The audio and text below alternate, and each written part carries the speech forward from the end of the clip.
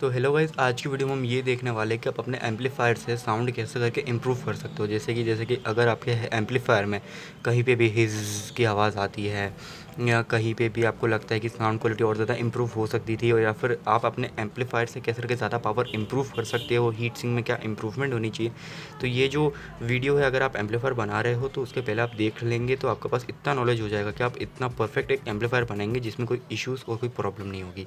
तो भाई इंट्रो हो गया, काम पे चलते हैं। तो ये है मेरा एम्पलीफायर TDS7297 का। मैं बहुत बार दिखा चुका हूँ ये छोटे से केस में। तो देखा जाए तो मैंने इसमें सबसे बड़ा जो इम्प्रूवमेंट है जो आपको करना है, रखना है आपकी हीट सिंक से। अब देखा जाए तो आप यहाँ पे देख पा रहे हैं कि मैंने यहाँ पे बहुत सारा मेसी काम किया हुआ है। ये हीट सिंक भी मतलब TDA के लिए नहीं है, ये सैनियों की हीट सिंक है। बट इसमें जो सबसे बड़ी बात है ना, ऑडियो इम्प्रूव करने के लिए आपको सबसे पहले क्या करना है, जो पतले वाले वायर्स हैं ये आप कोशिश कीजिए कि इसके आउटपुट पे ना हो, क्योंकि साउंड के लिए तो आप पतले वायर यूज़ कर सकते हो, ठीक है। दूसरा, जितना छोटा ये वायर रहेगा उतना कम नॉइज़ क्रिएट होगा, क्योंकि मेरे इसमें देख सकते हैं वायर बहुत ज़्यादा बड़ा है, लेकिन अगर इसे और ज़्यादा छोटा कर देता तो उसमें नॉइज़ बहुत ज़्यादा रिड्यूस हो जाती। अब नॉइज़ रिड्यूस होगी तो आपके वहाँ से तो हिस की आवाज़ चलेगी, तो आपका एक प्रॉब्लम तो सॉल्व हो गया। दूसरा, आप ये देख पा रहे हैं जो मोटा वायर है, दरअसल जो ये आईसी है, ठीक है, ये 30 वॉट की आईसी TDS7297, इसका मैंने वीडियो बनाया होगा, यहाँ पे लिंक आ गई होगी तो मैं आपको दे दूँगा। तो देखा जाए तो ये जो आईसी आप देख पा रहे हैं, दरअसल ये जो आईसी पे आप सोच रहे होंगे भाई ये वाला वायर तो भाई घर के वायरिंग में काम में आते हैं, तुमने यहाँ पे यूज़ किया है, क्योंकि देखा जाए तो ये आईसी जो 30 वॉट की आईसी है। अब जब आप वॉट्स में जब आ जाती है ना कोई चीज़, तो उसको एक बहुत अच्छा खासा वायर चाहिए जिससे कि वो जो करंट है और जो पावर है वो ट्रैवल हो पाए। फॉर एग्ज़ाम्पल, जैसे कि आप देख पा रहे हैं 12 वोल्ट 5 एम्पियर का है वायर है, ये मेरे लैपटॉप का चार्जर का जो कि 170 वॉट का है। देखा जाए तो देखे तो इसमें बस 2 वायर है, लेकिन ये दोनों के दोनों इतने थिक है कि ये जो पावर है इनको वो 170 वॉट डिलीवर करना है तो करना है, ठीक है। अब आप कैसे पता करेंगे कि भाई मेरे एम्पलीफायर के लिए कौन सा वायर बेस्ट रहेगा? तो जैसे कि आप जाइए इलेक्ट्रिकल शॉप पे जाइए, वहाँ पे स्पीकर वायर आप मत परचेज़ कीजिए, क्योंकि स्पीकर वायर जैसे आपको नाम ही पता लग रहा है कि वो स्पीकर्स के लिए डिज़ाइन में है, आप उसको एम्पलीफायर के लिए यूज़ नहीं कर पाएंगे। बट अगर आप इसको ये वाला जो वायर्स आते हैं, ये दरअसल लाइक मेरे यहाँ पे तो 10 रुपये में फ़ीट मिलते हैं यहाँ पे।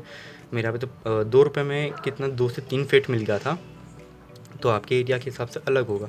बट ये जो वायर्स हैं, ये वायर्स में अच्छी खासी कैपेसिटी है कि अच्छा खासा करंट को होल्ड कर सकते हैं। दूसरी बात, डीसी में वायर रेजिस्टेंस होती है, आप यहाँ पे एल्यूमिनियम का वायर यूज़ करेंगे, आपका एम्पलीफायर उधर ही तबाह, ठीक है। आपको वो नहीं करना है, क्योंकि जो डीसी करंट है इसमें थोड़ी सी हो जाती है, आपको बोल सकते हैं रेजिस्टेंस। इसका मतलब कि जितना पतला वायर होगा उतना कम करंट उस साइड जाएगा, जितना कम करंट उतना ज़्यादा रिस्क होगा कि ये जल जाएगा। ये जो है सोल्डरिंग से जला है, वायर नहीं जला है। देखा जाए तो इसमें मैंने यहाँ पे जो स्पीकर कनेक्टर्स हैं, ये शायद तक स्पीकर के साइड पे लगते हैं, बट मेरे को इतना नहीं आइडिया था। बट ये भी जो है, ये भी एक नॉइज़ का एक सबसे बड़ा कारण बनते हैं, क्योंकि इनमें भी कुछ क्वालिटी अच्छी आती है, बेकार आती है। जैसे आप देख पा रहे हैं ये वाली क्वालिटी इतनी अच्छी नहीं, बट ये वाली जो क्वालिटी आप देख पा रहे हैं, दोनों में डिफरेंस तो है। जैसे कि आप देख पा रहे हैं कि एक में जो है ज़्यादा कम प्रेशर लगाना पड़ता है, बट ये देख सकते हैं कि एक ज़्यादा भी ओपन होता है, ये वाला थोड़ा ज़्यादा बेटर है। दूसरा, ये डीसी जैक। अब देखो, अब आपका जो सबसे बड़ा जो वो आता है पॉइंट, मेरा पावर सप्लाई कैसा है। तो आपको अपना पावर सप्लाई को नॉइज़ फ्री रखना है। देखा जाए तो एसी करंट से तो नॉइज़ आएगा ही आएगा, ओके। तो आपको वो नॉइज़ कम करने के लिए आप यहाँ पे कैपेसिटर जोड़ दीजिए, जिससे कि आपका अडेप्टर या फिर आपको जो ट्रांसफार्मर है उस पर लोड कम पड़ेगा। बट जैसे आप देख पा रहे हैं कि मैंने यहाँ पे नहीं जोड़ा है, क्योंकि मेरे टाइम पे मुझे कैपेसिटर मिल नहीं रहा था, तो इसलिए मैंने लगाया नहीं।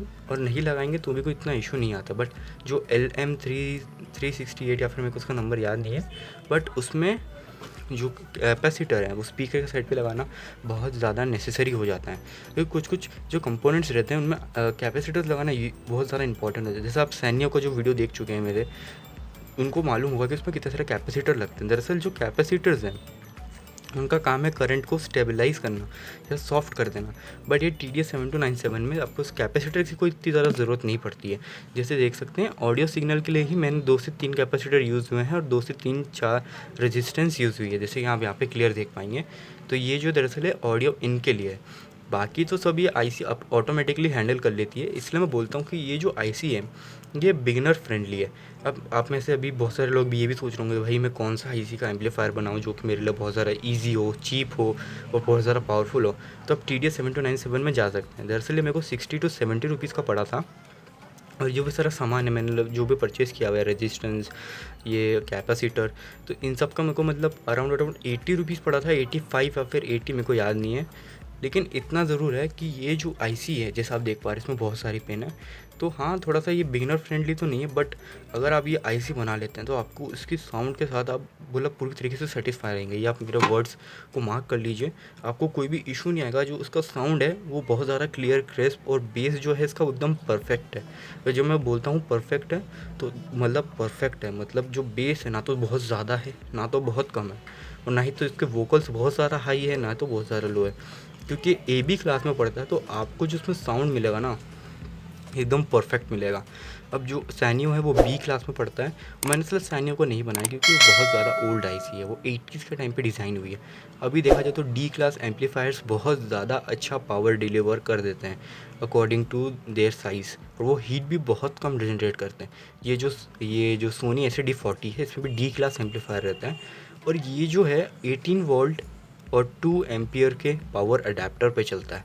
तो आप इससे ये समझ सकते हैं कि जो D क्लास एम्पलीफायर्स है वो बहुत ज़्यादा पावरफुल होते हैं, बट उसमें भी कुछ कंसिड्रेशंस रहती हैं, जैसे कि आपको कुछ लाइक अच्छे वाले चाहिए रहते हैं D क्लास एम्पलीफायर। जो AB क्लास का एम्पलीफायर आता है वो जो है ज़्यादा पावर कंज्यूम करता है, ये सबसे बड़ा माइनस पॉइंट है। बट जो इसमें जो पावर एफिशिएंसी बहुत कम होती है, मगर इनका जो साउंड है बहुत ज़्यादा परफेक्ट होता है।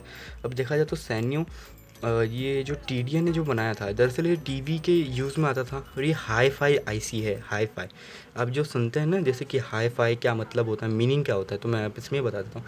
हाई फाई मतलब कि जो ऑडियो है वो दरअसल टेस्ट की जाती है उस आईसी से कि कैसा करके साउंड जो है प्रोड्यूस होगी, और कैसा करके इसको हम लोग हाई फाई बोलते हैं। दरअसल हाई फाई का मतलब ही ये होता है कि हाई एंड वेरिएंट आ जाता है, हाई एंड आईसी आ जाती है।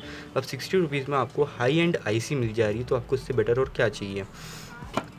जैसे आप देख पा रहे हैं, यहाँ पे मैंने यहाँ पे 2 आईसी यूज़ किए थे, मगर मैंने एक मतलब मेरा बर्बाद तो नहीं हुआ, बट यूज़ में नहीं आता है, क्योंकि जो एक आईसी है मतलब ये वाली तो ठीक थी, वाली सबसे पहले बनाई थी, ये वाली दूसरी है, इसने मेरे 2 स्पीकर जला दिए थे। और वो भी ना, स्पीकर भी मेरे बहुत ज़्यादा वो थे, लाइक ट्विटर्स थे, वो जल गए।